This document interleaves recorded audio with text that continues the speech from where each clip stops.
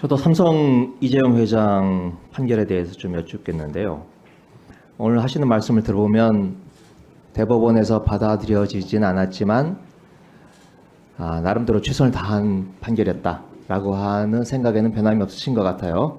네, 그렇습니다. 근데 하여튼 이게 요구형 뇌물이었다. 그래서 어느 기업인들 대통령의 요구를 거절할 수 있었겠느냐, 이런 말씀도 하셨는데, 이게 처음 일어난 일이라면 그렇게 선처를 할 수 있는, 집행유예를 할 수 있는 훌륭한 근거가 된다라고 생각을 합니다. 하지만 삼성과 우리나라의 권력의 역사를 보면 얼마나 유구합니까? 할아버지 때, 아버지 때, 그리고 당대에 이르러서 거의 대한민국 70년, 80년의 역사와 삼성의 권력과 재벌의 기업의 유착관계는 거의 동일해 왔습니다. 상습적이고 반복적이고 지속적으로 이루어져 왔다는 걸 제가 말씀드리는 겁니다. 그건 뭐 우리 후보자님께서도 잘 알 거고요. 그런데 거기에 대해서 거절을 못한다, 이렇게 말을 하면 요구형 뇌물이 아닌 경우가 뭐가 있겠나, 이런 거꾸로 생각이 듭니다. 그리고 권력자도 아무한테나 요구하라는 게 아닙니다. 다 누울 자리 보고 발을 뻗는 거 아니겠어요? 네, 권력자도 들어줄만 하다. 저 기업은, 저 오너는 요구를 하면 들어줄만 하다 라고 생각하니까 요구를 했을 텐데, 그걸 너무 피해자로, 온정주의적으로, 너무 관용적으로 보신 거 아닌가. 그래서 24만이라고 하는 청원이 들어온 게 아닌가라는 생각이 드는데, 이 생각에 대해서는 어떻게 견해가 어떠십니까? 제가 아까도 말씀드렸지만 저희 판단 중에 그렇게 이제 양형과 관련된 부분이 주로 문제가 됐을 것으로 생각을 합니다. 그 부분이 이제 많은 국민들께서 적절하지 않았다라고 지금 판단하고 계시기 때문에, 물론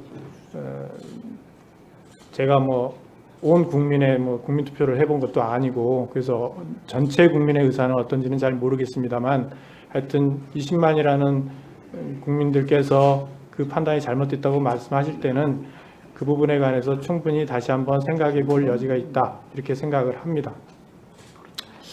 네, 제가 대법원 판결을 한번 찾아봤습니다. 누가 하는데? 우리 후보자님 판결 내용에 대해서 대법원이 특히 그 말 3마리, 네, 말 3마리의 뇌물 가액을 70억에서 지금 36억으로 거의 네. 반토막으로 봐주신 거잖아요. 거기에 대해서 대법원 판결이 이렇게 돼 있어요. 말들에 관한 액수 이상의 사용 이익에 불과하다라고 보는 것은, 오래된 거니까 한번 제 기억을 되살리겠습니다. 논리와 경험의 법칙에 반하고 일반 상식에 어긋난다.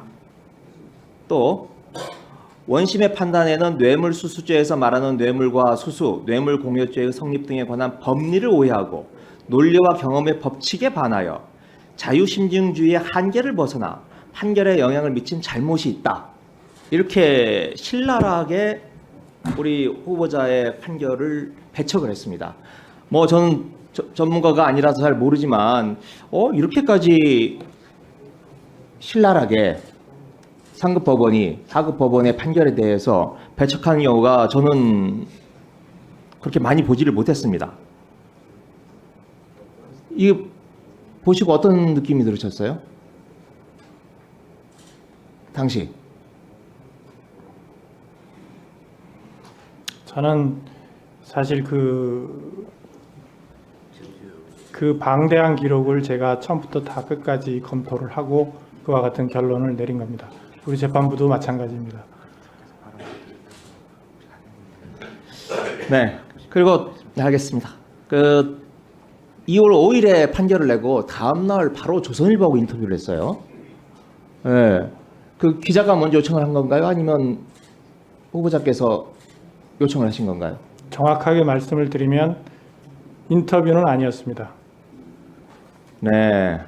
그런데 보통 일반적으로 판사는 판결로 말한다라고 이야기를 하는데, 이례적으로 다음날 바로 언론 인터뷰를 통해서 자신이 왜 그렇게 담대하게 집행유예를 내줄 수밖에 없는지를 인터뷰한 경우도 저는 흔치 않은 경우라고 생각합니다. 그때는 왜 그렇게 하시는 거예요? 경위를 상세하게 말씀드리면 시간이 조금 걸리기는 합니다만 그 재판이 끝난 다음 날 조선일보 기자가 찾아왔습니다, 방에. 그래서 통상의 경우 재판이 끝나고 나면 기자들이 방으로 찾아와서 차나 한 잔 마시면서 이런저런 얘기들을 많이 나눕니다. 그래서 저는 뭐 크게 생각을 안 하고 차를 한 잔 마시면서 이런저런 질문에 답을 했는데 그것이 그대로 기사로 떴습니다. 근데 그 기사 내용이 제가 말한 내용이 왜곡되거나 잘못되지 않고 제가 말한 내용이 그대로 들어 있었습니다. 그래서 그 기자에 대해서 제가 뭐라고 그러지는 않았습니다. 그러나 그와 같은 기사가 뜬 다음에 제 주변의 친지들이나 많은 사람들이 왜 그와 같은 그 혼란을 초래하느냐, 그건 잘못됐다, 이렇게 말씀을 하셨고, 저도 그 기사를 보고 나서 제가 잘못했구나, 이렇게 기자를 만나서 저의 속내를 드러나는 게 아니었는데 라는 생각이 들어서 그 이후에 또 많은 기자들이 그 기사를 보고 또 찾아왔습니다. 그러나 그 이후부터는 만나질 않았습니다. 네.